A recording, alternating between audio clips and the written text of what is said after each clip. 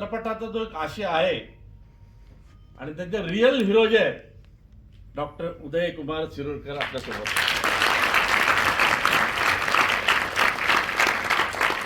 शिक्षणाचं महत्व, आपल्यावर होणारी टीका, शिव्या शाप आणि खरे आपण सफाईवाले आणि ते कचरेवाले, या चित्रपटाने हे पूर्ण महाराष्ट्रात नाही महाराष्ट्राच्या बाहेर हे सांगितलेलं आहे.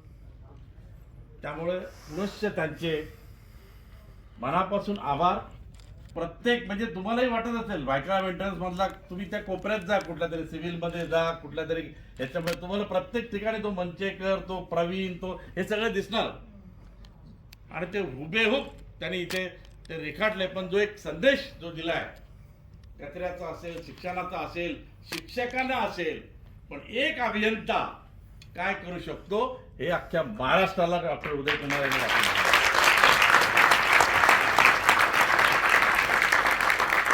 तुम्हाला काय वाटतं जरा सांगा ना, काय तुमच्या आम्हाला ऐकायला आवडेल. तुम्हाला काय चित्रपट बघितल्यानंतर काय वाटतं बोला. बरोबर, आयुष्यातली रियालिटी. बरोबर, आपण रियालिटी आज या ठिकाणी सादर केल्यासारखं आपल्या आयुष्यात जे घडतं ते प्रत्यक्षात आपण आज या ठिकाणी पाहतो आहोत, हे दिसण्यात आलं. म्हणजे संविधानाचा पण जाता जाता त्यांनी तो म्हणजे म्हणतात ना, शिक्षण हे वाघिणीचं दूध आहे आणि तेच त्याच्यातनं त्यांनी आपल्याला अधोरेखित केलेलं आहे.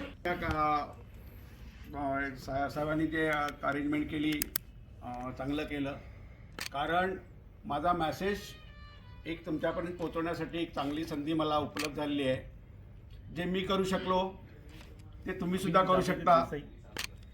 आज सुद्धा कचरा प्रत्येकजण निर्माण करतो, पण त्याचा जो बघण्याचा दृष्टिकोन आहे आपल्या कर्मचाऱ्यांकडे तो बदलण्यासाठी हा चित्रपट खूप मोलाचं काम करेल असं मला वाटतं. मला इथे आज येऊन तुमच्यासमोर माझं मनोगत क्लिअर करण्यासाठी बोलण्याची मला संधी मिळाली, त्याबद्दल धन्यवाद. आणि या शोसाठी अभिजित देसाई आणि त्यांच्या टीमने जे मेहनत आणि जे म्हणतात ना सहकार्य केले त्याबद्दल त्यांच्यासाठी टाळ्या झाल्याच पाहिजे.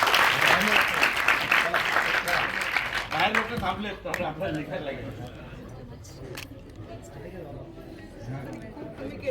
कुछ खास लोग अपनी जिंदगी की कहानी खुद लिखते हैं पैशन से. नए रास्ते खुद बन जाते हैं क्योंकि पैशन इतने रुकने नहीं देता.